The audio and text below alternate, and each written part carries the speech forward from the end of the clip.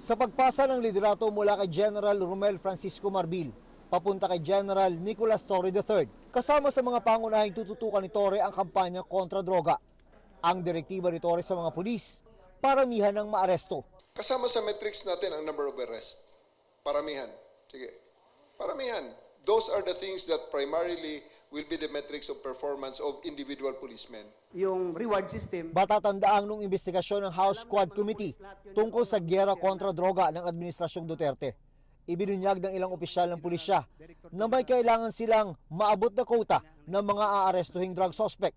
Kaya tanong kay Torre, baka mauwi na naman sa paglabag sa karapatang pantao kapag nagparamihan ng aresto? Ang sabi ni Torre, ibahin raw ang kanyang gagawin. Tandaan natin, yung mga tao na inaresto mo, hindi mo binaril, hindi mo pinatay. Buhay yan.